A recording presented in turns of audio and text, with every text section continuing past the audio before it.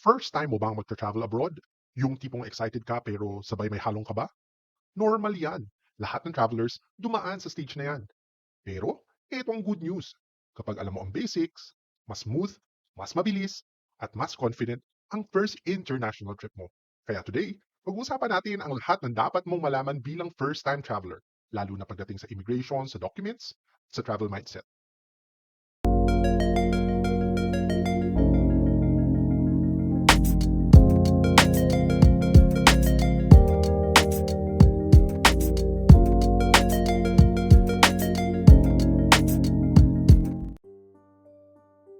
Kapag first-time traveler ka, automatic na mas maraming tatanungin ang immigration. Hindi dahil suspicious ka, hindi dahil may mali sa'yo, pero dahil wala ka pang travel history.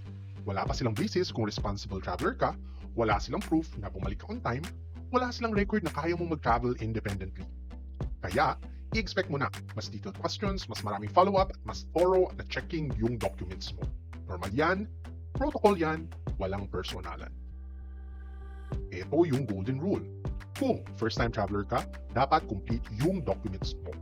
Kasama dito yung passport, kung required, dapat meron kang valid visa, round-trip ticket, hotel bookings, itinerary, ano pa, proof of funds, proof of employment or business, identification cards, at supporting documents kung halimbawang sponsored yung travel mo. Hindi kailangang makapal yung documents, hindi kailangang binder na parang thesis. Pero dapat yung documents mo organized, yung documents mo ready. Kasi kapag kumpleto ka, mas confident ka sumagot, mas mabilis yung process. Tandaan mo, pagdating sa first-time travel, your itinerary is your best friend. Kung first time mo, hindi po pwede na bahala na itinerary.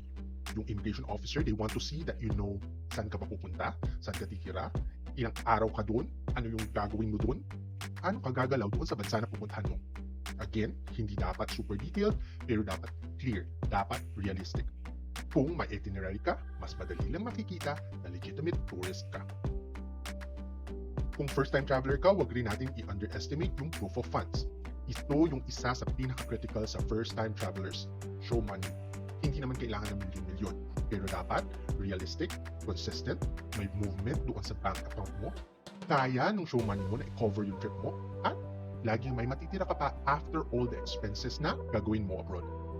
Kung sponsored ka, dapat meron ka pa ring sariling pera. Huwag mong iasa 100% i-sponsor yung gastusin. Yung immigration wants to see that you can support yourself, ikaw mismo abroad. First-time travelers must know their trip. Hindi dapat magulat sa mga sarili nilang sagot. Maraming first-time travelers binabagsak o hindi pinapayagan ng immigration officer hindi lang dahil kulang yung documents nila, kung hindi nila alam yung details ng trip nila. Kaya dapat, you know by heart, kabisado mo, ano ang mga petsa, ano yung hotel name, anong city yung pupuntahan mo, ano yung purpose ng travel mo, ilang araw ka doon, sino-sino yung kasama mo, sino yung i-meet mo, sino yung nag-sponsor sa'yo, if any. Hindi kailangan memorize na word per word, pero dapat alam mo yung basics. Kapag hindi mo alam yung sagot, then, red flag. Sa lahat ng ito, dapat may confidence ka. Hindi kailangan perfect English. Ito yung misconception ng mga first-time travelers. Baka ako ma-reject sa visa ko or baka ako ma-upload doon sa mga immigration dahil hindi ako fluent sa English. Hindi po totoo yun. Yung mga immigration officers, wala pa silang pakialam sa grammar mo, pero ang mas mahalaga, klaro yung sagot mo, honest yung sagot mo, consistent ka doon sa sagot mo at saka doon sa mga documents, at syempre, confident ka. Kahit simpleng Taglish, tourist po ako, 5 days po ako pupunta doon, here's my itinerary. Mas okay pa yan, pero pinipilitan mo na English yung isagot mo tapos hindi naman nila naiintindihan. Yung bago tayo magtapos, ito yung mga red flags na dapat iwasan ng mga first-time travelers. Yung mga sagot na ayaw marinig ng mga immigration officers, like, anong gagawin mo doon? Hindi ko po alam. Sino yung nag-purchase ng ticket? Yung friend ko po yung nag-book ng tickets namin. Or ano yung gagawin mo doon? Bahala na po. Depende po kasi doon sa kasama ko doon. Hindi ko po kilala yung sponsor ko at wala po akong itinerary. Again, hindi ito pagiging suspicious. Pero kapag hindi mo alam yung details, nagiging uncertain yung purpose mo. At kapag uncertain, mas maraming tanong. So, first-time traveler ka ba?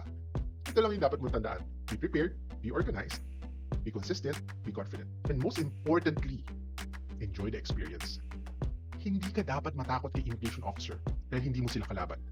Gusto lang nila na masigurado na safe ka, legitimate, yung purpose mo. Kaya mong i-handle yung sarili mo sa trip mo. Kapag kumpleto ka at alam mo lahat ng details, smooth yung magiging first international travel mo. So, travel smart, travel confident, at welcome sa mundo ng international adventures. Yun lamang po at magandang buhay sa ating lahat and see you po on the next video.